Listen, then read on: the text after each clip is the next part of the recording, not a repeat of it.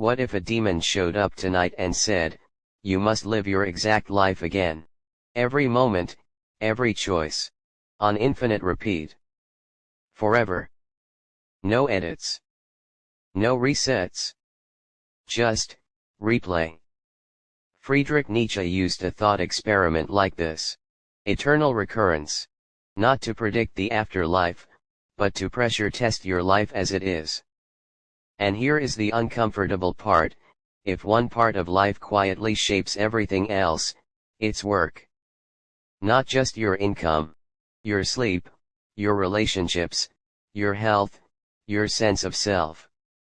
There is a list attributed to Carl Jung that frames happiness as 5 pillars: health, relationships, beauty, work, and resilience. Most of us obsess over pillar 4, work, while slowly draining the other 4. We normalize exhaustion. We call stress normal. We postpone friendships. We postpone our bodies. Then we wonder why life feels thin. Quick check: if you removed your job from your week, just for a moment, would your life get healthier, or would it collapse? If it collapses, that is not stability. That is dependency. Arthur C. Brooks offers a simple upgrade: meaningful work is not prestige. It is earned success plus service to others. Earned success means, I built something valuable.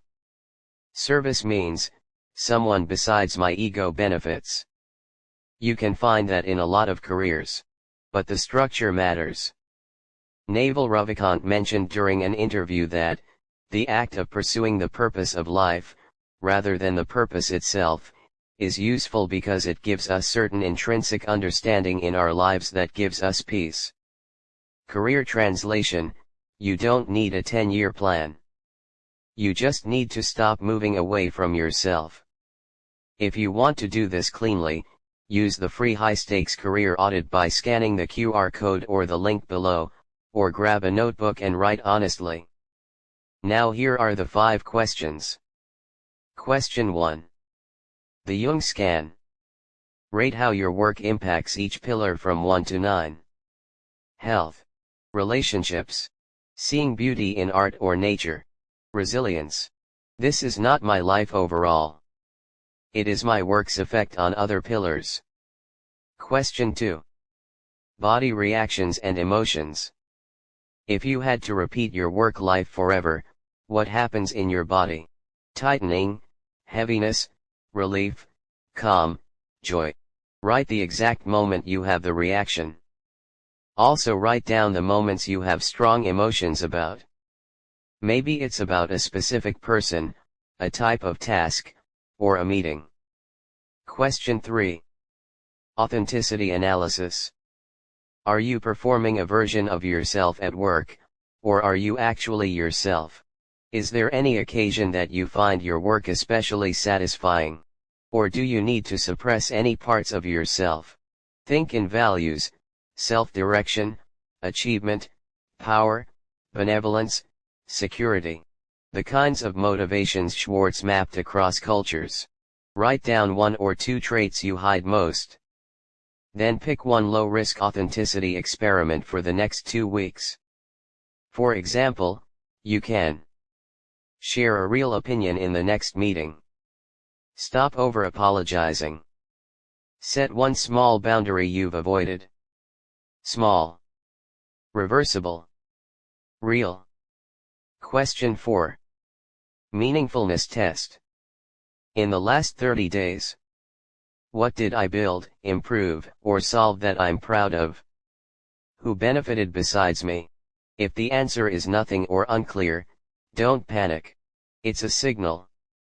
Pick one project that creates visible value, something you can point to. Question 5. Deathbed filter. If you had 1 month left to live, would you feel you invested too much in money, status, fear, approval? If yes, write what you'd wish you prioritized instead. Then convert it into one sentence: I want a career that gives me more and less. That sentence becomes your North Star. The audit is not one-off. Your answers could change for the same questions. You can revisit every month and watch the trend line change.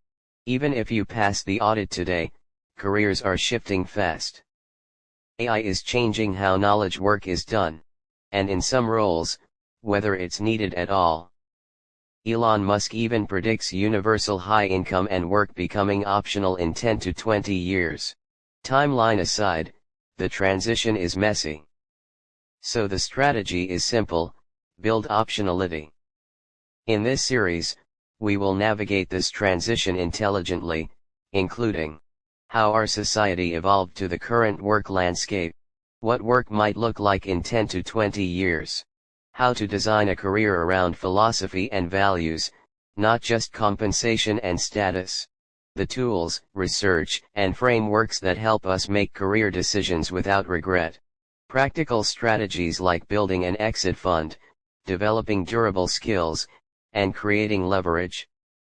Comment below for additional topics you are interested. Eternal Recurrence asks one question: is this life worthy of repetition? If the answer is no, you don't get infinite retries. You get one life, and one chance to change direction.